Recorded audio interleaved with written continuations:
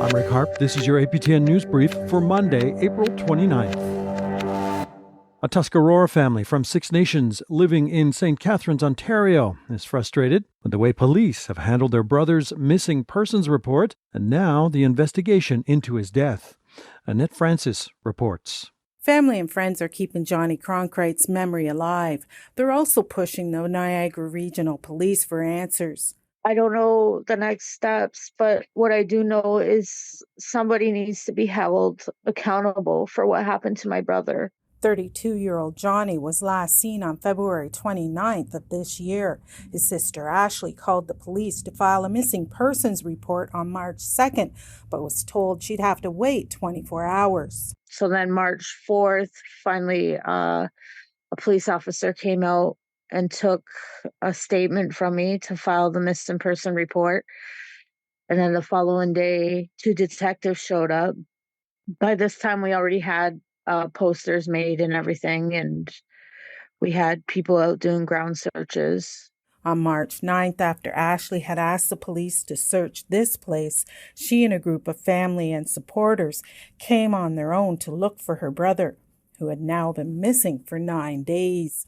Johnny used to go to this house because our cousin lived in this house. She says there were 7 people in the house. They swore that her brother wasn't there. But as soon as the door opened, you could smell the decomposure of his body. After forcing their way in, they found Johnny's lifeless body upstairs, buried in a pile of rubbish.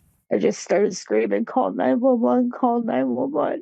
According to an email and press release from the Niagara Regional Police Service, foul play is not suspected and the cause of death has not yet been determined.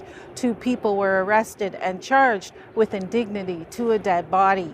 One was our cousin and one was a childhood friend, like someone and her boyfriend. So Samantha Ember and her boyfriend, Mikey Patterson. Sean Vanderklees is the president of the Niagara Regional Native Center. He's been advocating for the family. My biggest cause for concern right now is the police are operating under the assumption that there has been no foul play, that this may have been an overdose, which is very problematic because the coroner's report's not there and it hasn't been released yet.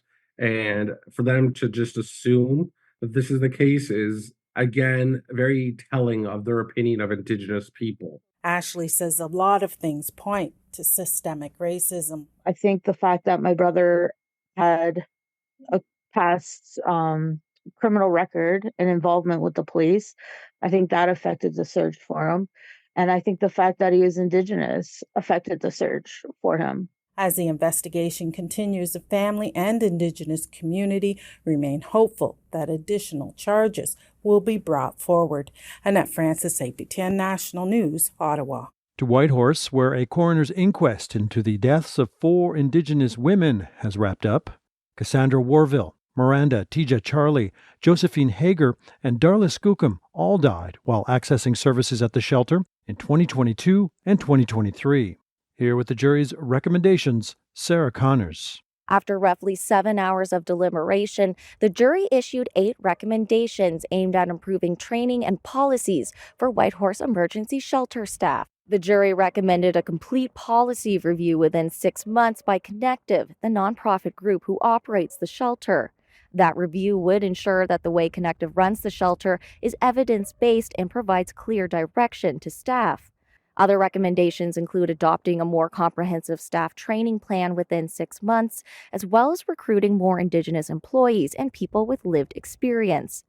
The jury was also tasked with determining the women's cause of death, all of which are linked to toxic illicit drug use.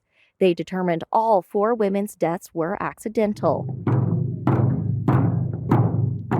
On Friday, a unity walk was held to honor the women. Loved ones of 52-year-old Darla Skookum, who died after shelter staff put her to bed on her stomach, shared their thoughts on the inquest findings. Shocked, actually, and right now I feel angry and upset, and the outcome was not very what we expected. I think we wanted a little bit more, somebody to be accountable for their actions. These shelters are supposed to be safe spaces. And I know that capacity is low. I know that training is necessary.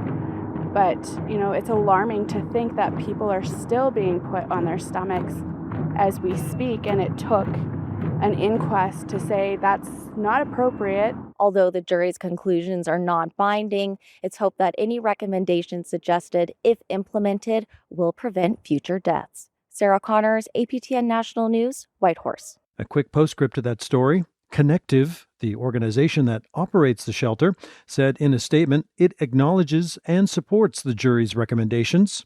Officials say it will carefully review its findings and plan for short, medium, and long-term changes to strengthen service delivery.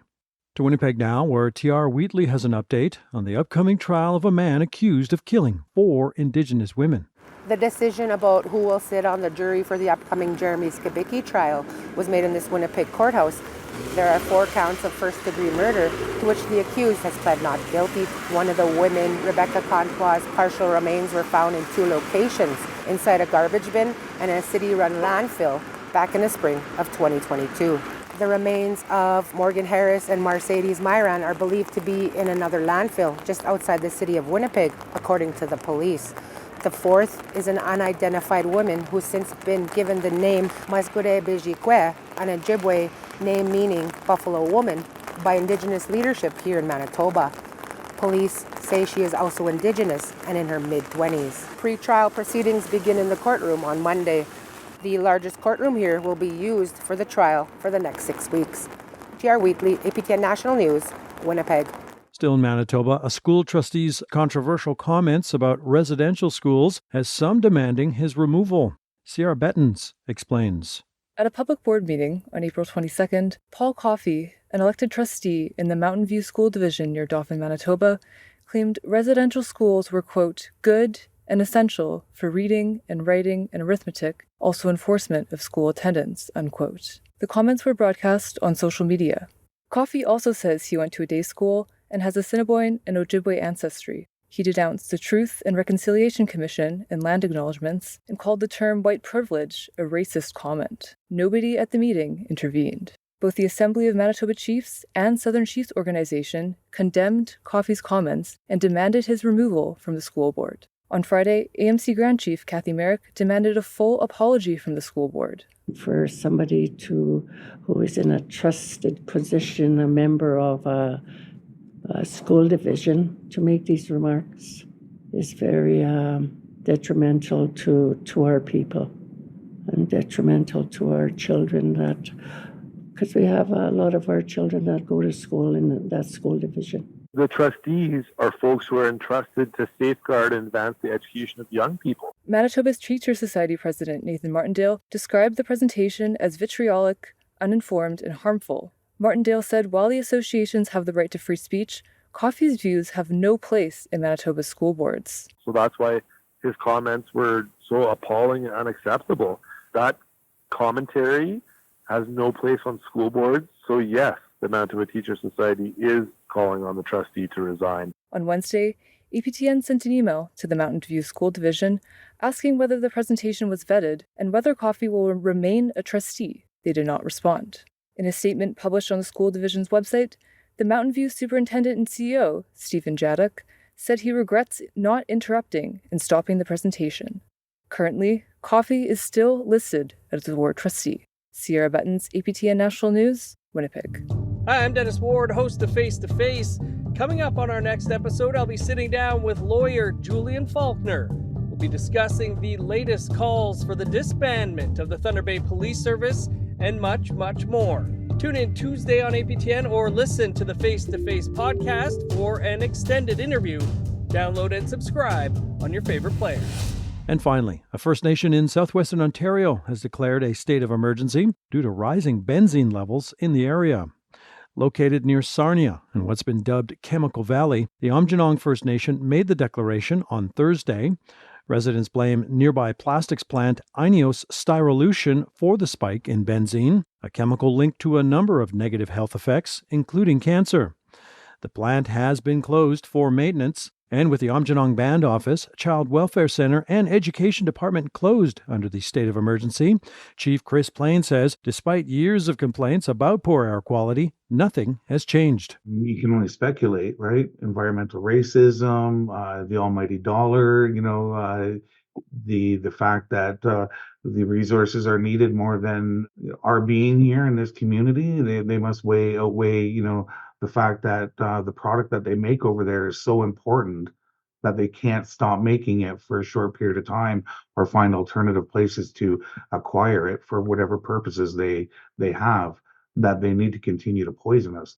And that's your APTN News Brief for Monday, April 29th. I'm Rick Harp.